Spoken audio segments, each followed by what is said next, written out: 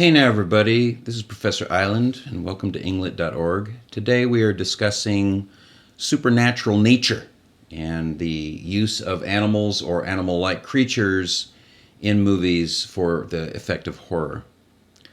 The notion of nature attacking humans in one form or another, and certainly a non-human entity of some kind, is actually a pretty long-standing trope that was invested a little bit in early fiction, and certainly some of the non-human creatures that one would have seen in early fiction, such as obviously Mary Shelley's Frankenstein and even the Bram Stoker's Dracula. The idea being this non-human humanoid is going to do things, and part of it is the notion that since they're not truly human, they are going to lack some of the important elements of human nature, such as compassion and the like, or are going to exhibit the worst aspects of human nature.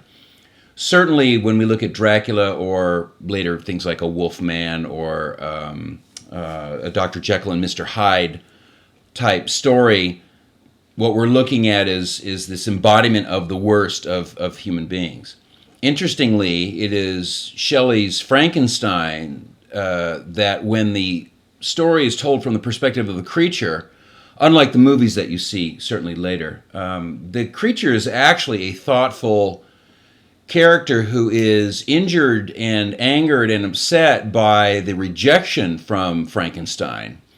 And it is the creature's desire for a world in which he can live, and even the request for a mate, ultimately that Dr. Frankenstein, that Victor denies, that makes the monster basically go on a vengeful terror, and the idea is that the monster is reacting to this negative feedback from Victor, and certainly from the rest of society who sees him as a horrible creature. But when we look at the non-human aspects of horror, we begin to see that the use of animals and other non-human creatures is pretty prevalent in both the written and especially in the cinematic works. If we go to some very early classic works, obviously you have Alfred Hitchcock's The Birds, in which we have really what we have is a crime story centered around this socialite, and eventually what happens is it turns into this story that she's being attacked by these birds, and the story really kind of circles around certain levels of morality that Hitchcock is examining, but since he always made his movies from the perspective of a single character, or maybe isolating between two characters, we are looking at the world through her view, and that paranoia that she feels about the birds is also in some ways paranoia about the actual the deed that she did that kind of led her to be on the run. And of course, he sets her up as an immoral woman, being in what at the time would have been a rather scandalous relationship. And then, of course, you have a crime, an actual embezzlement going on. That is all part of that. This is standard Hitchcockian approach to things, but he's basically using the birds as a metaphor for how she feels about her world in general. Something that occurred around the 1950s, though, prior to this, was a spate of movies that were actually predicated on the fear that society had about nuclear testing and the nuclear bomb itself and the things that it could do. And we all immediately learned about radiation, but we really didn't understand how that actually worked. And there was a series of movies that really reflected that, including the attack of the 50-foot woman and things like this, but especially centered around animals. And the idea was, with all this testing going on out in the desert, the animals that live out there were going to be affected by that. And you had stories about ants or spiders or various things, and certainly Them was one of them, in which the nature fights back against humans for the transgression of getting into the nuclear age and messing with the earth in a way that ultimately they come back. And certainly Them is one of those stories in which the insects are made into gigantic creatures and then they come out and attack.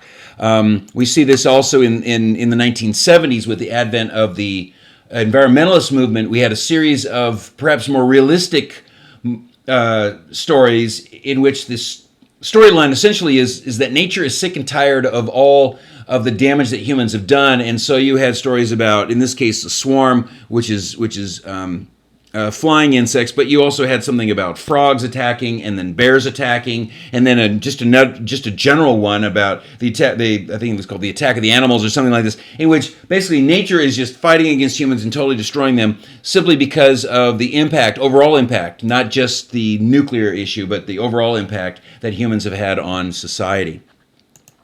By the 1970s, of course, we also started looking at animals that actually don't need a real reason to kill and maim, and certainly Benchley's Jaws, which was a thriller, and as you know, he was writing a story really about the politics of a small town and the conflict between the people who wanted to keep this town that basically lives on tourism open, and then you have a guy who's from another place, an outsider who comes in, a very standard trope in all kinds of literature, especially horror. But in this case, he is a guy who who completely understands that there is a real threat going on, and he wants to shut everything down. And you have the battle basically between the city and this sheriff who are battling to see whether, what's more important. Is it the loss of revenue from basically turning a tourist town into a ghost town, or is it the loss of life from not paying attention to the fact that there's a shark out there eating people?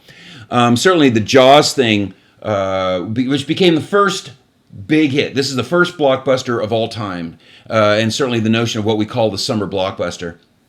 But the idea that this animal is going to be doing this thing became kind of a trope in which we are looking for something that's going to appeal to young people because it's scary, but it's also going to appeal to young people because the story itself is filled with young people.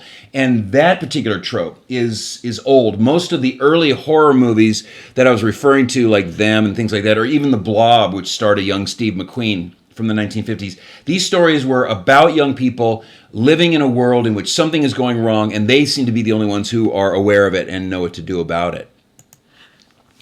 Certainly, another trope is to take a human-like creature and turn it into something different, something larger than life. And certainly in King Kong, it really was larger than life. And the 1933 version of this movie was made again in 1976, and then made again recently, in fact, very recently. And the idea is that we are examining, and certainly the original movie was examining, the humanity in this animal. And again, we have this standard trope of a character taken out of its environment and placed into a brand new environment in which it reacts and ultimately tries to break free of those constraints. The story itself is depending on which version that you watch, either adds or subtracts humanity and empathy toward Kong as a creature, and either the creature's being destroyed and you're on his side, or the creature's one to be feared and we just want to destroy it. Oops. And certainly when we get to some of the later versions of it, we change the building. It goes from being being from the Empire State Building, the tallest building at the time, to the Twin Towers, which were the tallest building at the time during the 1970s. And again, you have some of the standard things are unchanged, certainly within the context of not only is Kong destroying this environment, but also you have the damsel in distress in the form of an attractive blonde. One of the other things that takes the same kind of notion of the humanoid creature, the one that we imbue intelligence on, is to take that to the next level, and that's where we got the Planet of the Apes series, which started in the 1960s and went through the 1970s, which was a story about this futuristic world in which the apes have switched places with the humans in terms of control. This is another political piece about the way that we treat others, and certainly the metaphor for the treatment of minorities in society is not lost on the careful observer. But at the end of the movie, when Charlton Heston realizes that this is their future, and what really happened was that the humans destroyed themselves and basically put themselves back into the Stone Age, literally, through the use of nuclear weapons and through the use of a nuclear war. We then have this political argument that is really part of the Cold War argument that's going on. So you have all these things mixed in, including gender politics as well. One of the aspects of the Planet of the Apes is that one of the main characters is a doctor, and she, being a woman, has as much power and as much pull in this society as a man would. The other thing that comes up, of course, is the romance possibilities between someone of the ape species and then someone of the human species. The animal that of course gets super big and super large, you cannot go without talking about Godzilla, which is now we're getting into fantastical animals. This is not an animal that actually does not exist because there's really no small version of a Godzilla creature. And certainly this trope of creating a brand new creature, but a creature nonetheless, some kind of animal form that goes out and attacks, is certainly a trope that we see over and over again. The Godzilla series is pretty long-standing, and of course this originally was a Japanese storyline and set in Japan, and then the later ones, Godzilla's gone all over the world, and even whether Godzilla was the hero or the villain changes. Early on, the Godzilla is a villain, but later on, Godzilla becomes a savior of sorts and goes against other evils like Mothra and other creatures. Then we get stories like Tremors, which we again take. We know that worms exist in the ground. What if we made them really huge and gave them teeth? And now you have a Kevin Bacon story in this case. And again, we're taking something that's familiar to our understanding of human nature, and we add to it this menace. And then, of course, you have this person who comes in who's trying to explain to everybody else why the ground is shaking. And we have many of the same tropes within the genre, including the fish out of water guy and the romance guy and the one person who knows everything that nobody else does, and of course the need for everybody to band together to defeat the horrible creature. Another one has to do with humans turning into something, and I mentioned Dr. Jekyll and Mr. Hyde, which would have been a very early version of it. But certainly The Fly takes us to a new level, and whether you're watching the original version from the 1950s, I believe it was, to the 1980s 80s era version with Jeff Goldblum, the idea of The Fly is this scientist who basically things go horribly wrong, which is really where we get the Invisible Man, and we get Dr. Jekyll and Mr. Hyde, and even Frankenstein, this person who pushes science too far, and ultimately they backfire.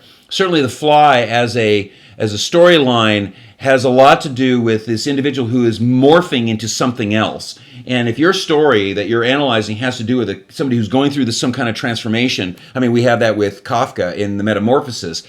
A lot of the analysis really is a psychological study of what happens to the individual as they become this thing, and the parts of the new existence and the new identity that they embrace, sometimes with much glee and gusto. And certainly the end of The Fly has a certain tragic element to that and a certain pathos to it. And we certainly see in some ways that Gregor in The Metamorphosis finds that his new role as this large insect in some ways has given him a certain level of peace, and it actually has enabled the rest of his family, who were essentially disabled because of his ability to take care of things. Once he becomes this insect and becomes disabled, it forces everyone else to become successful. And it's these kinds of things that authors are using, these horrific concepts, to examine human nature in an extraordinary circumstance.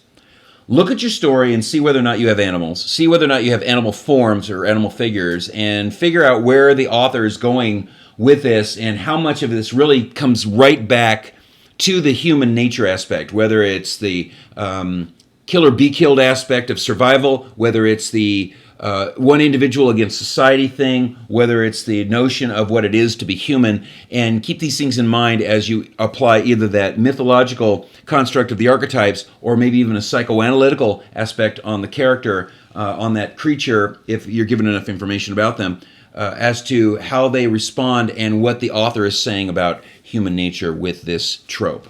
The supernatural nature kind of thing also, by the way, also can be applied to other things like volcanoes and earthquakes. We see all that kind of stuff. Irwin Allen had a long spate of movies during the 1970s, including tidal waves and things like that, that that really was nature doing something in a freak way that caused human beings to react and to respond. Those also kind of fall generally into this category. But once you have an animal, then you have a sentient being that's acting with its own accord, and now we have this added notion of the perhaps human aspects that the being is showing. So anyway, hope that helps, and you can always contact me at inglet.org and ask me, or contact me personally at ingletguy@earthling.net, or check things out on inglet.org and ask questions, and otherwise stay in touch.